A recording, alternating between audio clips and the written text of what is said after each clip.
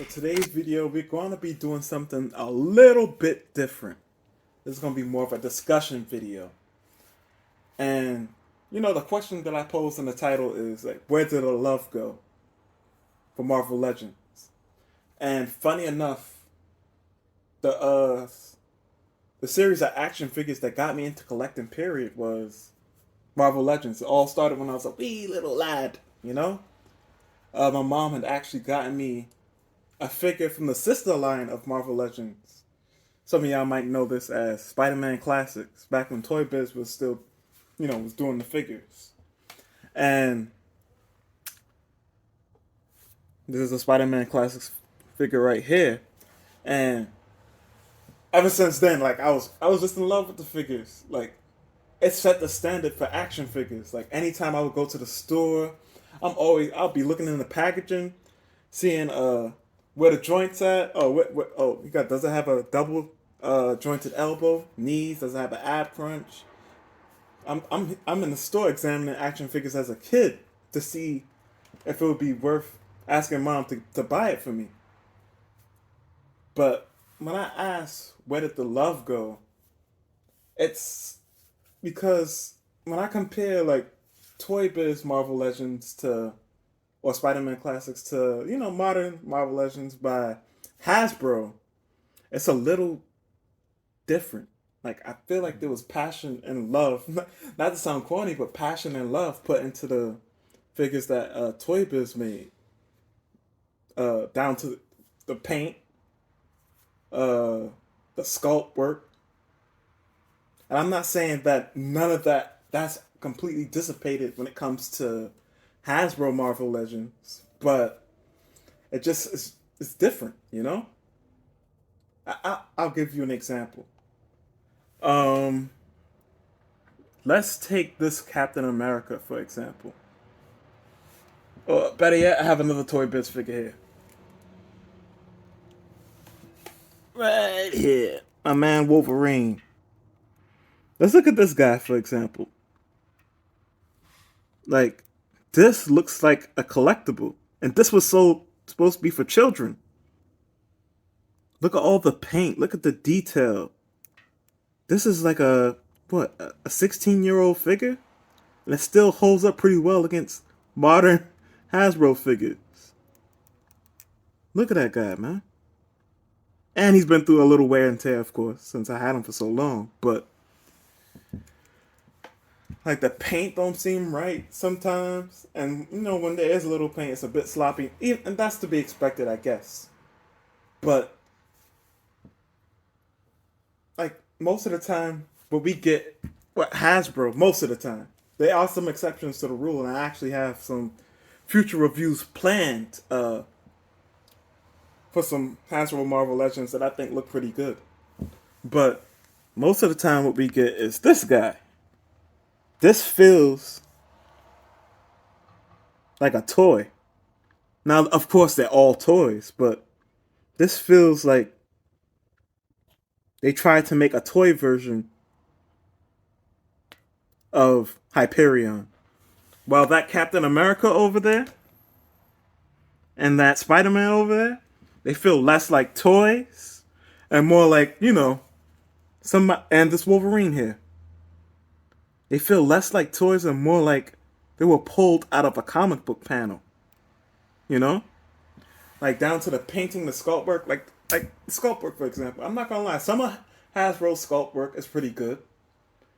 But for the most part, a lot of times, I don't know. They just look blocky.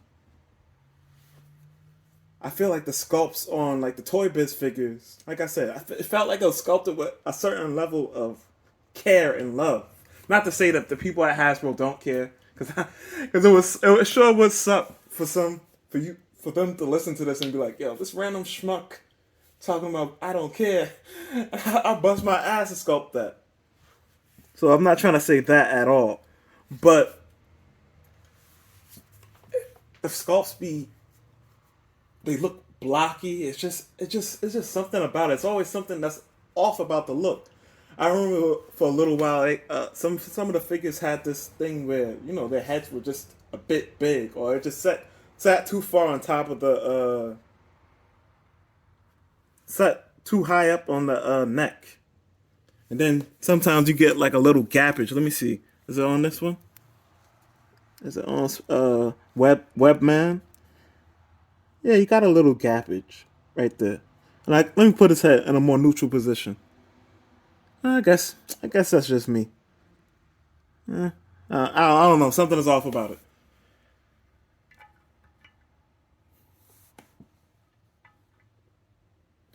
But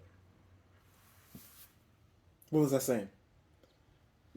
Like the, the sculpts are just, I don't know. So something about it feels that it's not the best, and maybe this could be the reason. There's a whole like the Toy Biz figures definitely use a lot more paint, and I understand why people wouldn't like paint because it can scratch over time, it can chip over time, and then it'll kind of ruin the look of the figure. But I don't see. I think like unless you're just thrashing your figures around, I don't see that really happening. Unless you're like a little kid, that's the only way that's really gonna happen. To where you're gonna have that really bad paint chipping. But they used a whole lot of paint, so even if the sculpt wasn't the best, and you could say that some of these sculpts are dated, for the two Toy Biz figures over here, but because they have the paint to bring the sculpt to life, it can damn near hide some of the flaws. And that's where we go back to the Hyperion. What I was saying, that it looked like a toy and not a collectible, not like he was like pulled off the panel. And I think a big portion of that is, first of all, a lot of times when they use the molded plastic, what they'll do is they'll have like a glossy molded plastic, so it makes the figure look shiny and cheap, and that can really take its toll on the figure. So you got the molded plastic, which I understand why they would do that, because like some people prefer it saves money on that part, and it also no paint chippage. Um, but also like if it's a bad sculpt and you have some paint on it, it can make it look better. Makes the figure look more presentable. And also, I realized that yes, it doesn't always have to have paint, even though I'm always going to advocate for paint. But if the plastic is molded in like a matte plastic, then that is also a pretty good alternative, I think. But the paint is all paint dry brushing, airbrushing, whatever technique that they use. It's always going to bring the sculpt to life. If you're making a sculpture, the paint is really going to bring the sculpt to life. If you use like a glossy paint, then it may take away and cheapen the look. But yeah, that's just it was just something that was on my mind. You guys, anybody that comes across this video, you can give me your thoughts. See if there's anything I missed, if there's any technicalities when it comes to figure production that I might be lost on. Feel free to correct me in the comments. I don't know. Give me your opinion. But that's it for this video. Peace out. So something else I neglected to mention in the previous part of the video is that I made that kind of a comparison to between Hasbro and Toy Biz. I made it like a real kind of a competition. But while that is part of my problem, the other part of the problem is that if you look at the landscape for action figures in the Marvel Legends price range, like let's say your McFarlane toys, or what else is in Marvel Legends price range? NECA. Well, NECA's might be a little bit more expensive in some cases, but Marvel Legends are actually, I think, in general, maybe more expensive than McFarlane toys at this point, depending on the figure. Sometimes you have your deluxe figures that are a bit more expensive, but the point being, in general, Marvel Legends is climbing up there. Like, What are they getting to? Like they're like $25, $28 now a pop. So when you look at the action figure landscape and you look at what you're getting for like the price point, especially since Marvel Legends are reaching that $30 range, close to it. I don't think they're quite there on a single package basis yet, like per figure.